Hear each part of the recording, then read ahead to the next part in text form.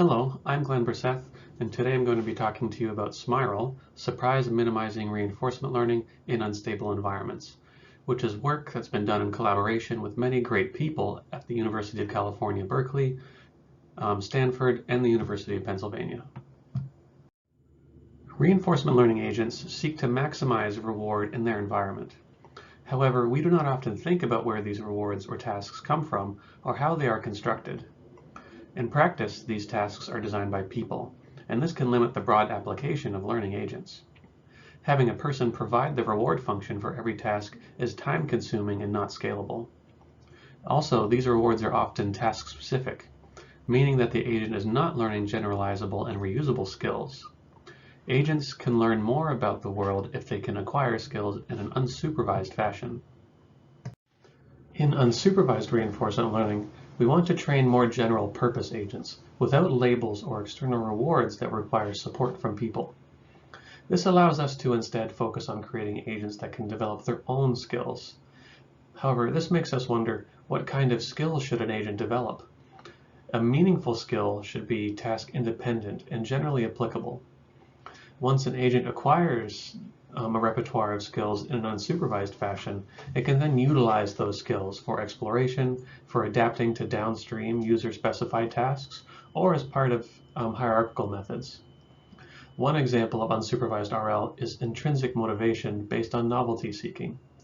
Novelty-seeking agents visit a large number of states and learn about their environment, but this behavior is primarily exploration for state coverage.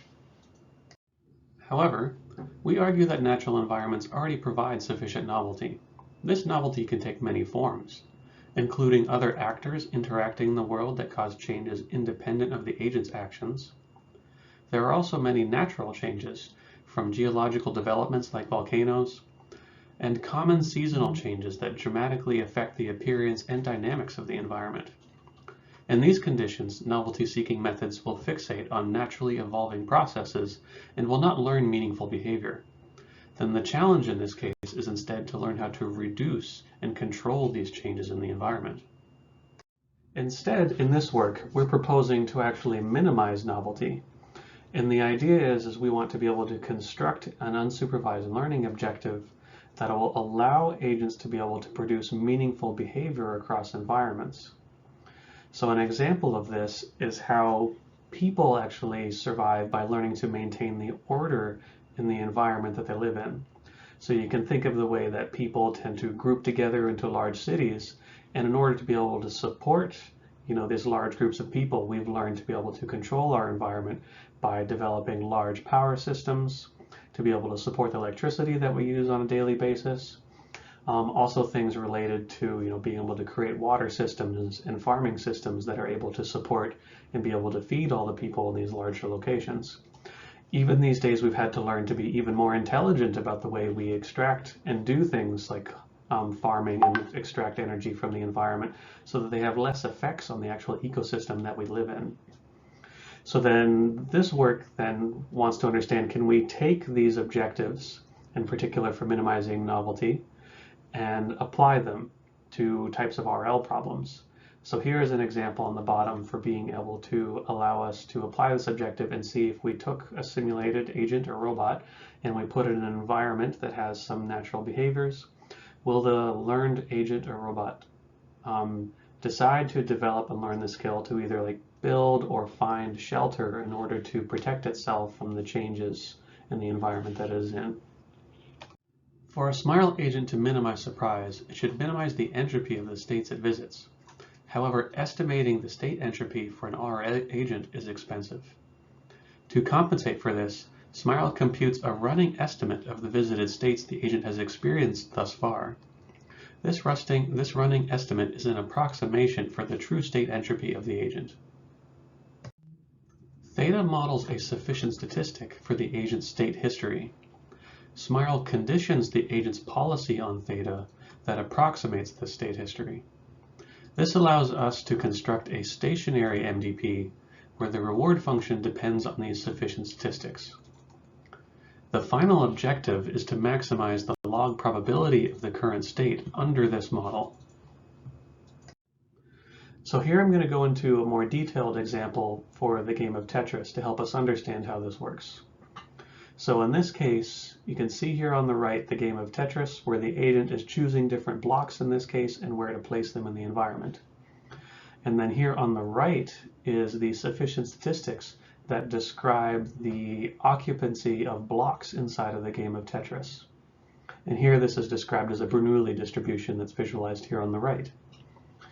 And then what the agent does is for every state that the agent experiences here on the left, it now takes these sufficient statistics and asks for their likelihood, or the likelihood of this new state under these sufficient statistics.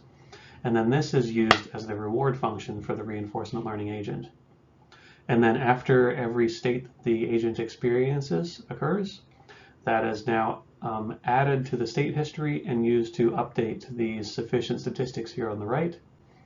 And then as a result now, the agent not only learns how states unfold as actions are taken, but also how the basically history of states, or the sufficient statistics here that are described on the right, change as according to the sequence of actions that the agent takes. And then the agent really ends up minimizing the entropy over this distribution here on the right that describes basically this history of states that the agent has visited. So now we really want to know how SMIRL performs. In particular, what are the different types of emergent behaviors that SMIRL could end up learning? How does SMIRL compare to other methods in terms of performance? And also, how can we improve the learning efficiency for SMIRL across some of the more complex environments? So here it's shown on the left, SMIRL after it's been trained to minimize entropy in the VisDoom environment. And here on the right is the actual reward function for the agent being visualized online. And in this case, we can see that SMIRL has learned a number of different types of behaviors that are learning to dodge fireballs from the enemies in the back, as well as being able to avoid these kind of worm-like monsters in the front, and in the process, and basically learning this as a result of minimizing entropy. In these environments, a robotic agent is placed on a cliff or pedestal, and random perturbations in the form of random pushes or projectiles are thrown at the agent. The agent must then learn a stable and robust balancing behavior to avoid falling and experience a large amount of surprise as the agent tumbles over the edge. Here, SMIRL is able to learn these types of skills and maintains a solid standing behavior. And just as a reminder, in these experiments, the agent does not receive any type of task reward and is only learning to minimize surprise. So now let's look at how SMIRL compares to other unsupervised learning methods that are based on curiosity. Here we compare to popular methods called ICM and R&D that are curiosity based, shown for this here where ICM is blue and R&D is yellow. We see here for the game of Tetris, shown here on the bottom left, that SMIRL is able to learn how to greatly decrease the number of deaths that the agent experiences while learning, shown here as the black line. While also in this case for the Tetris environment, SMIRL is able to greatly increase the number of rows that are cleared, while the two curiosity-based measures both increase the number of deaths and decrease the number of rows that are cleared. And then here on the right for this VisDoom environment, we can see that optimizing for being able to minimize surprise for the SMIRL agent is able to greatly reduce the amount of damage that the agent experiences while learning and interacting in this environment. Minimizing the state entropy for a SMIRL agent can take a considerable amount of time. So how can we improve the learning efficiency for a SMIRL agent? Here we show that this can be done by using more sophisticated models for the sufficient statistics. For the environments with large and complex state inputs, like the VisDoom and bipedal robot environments, we can use representation learning methods to learn an encoder that will process the original state into a lower dimensional representation. This encoder is used to compute latent states, and now SMIRL will learn to minimize the entropy of this latent state distribution instead of the original state distribution. This process improves learning efficiency for SMIRL. Here we show on the bottom some results for the bipedal environments, where we can see that SMIRL has increased the learning efficiency compared to other methods. So SMIRL is not actually the opposite of curiosity. This allows us to actually be able to combine Curosity and SMIRL.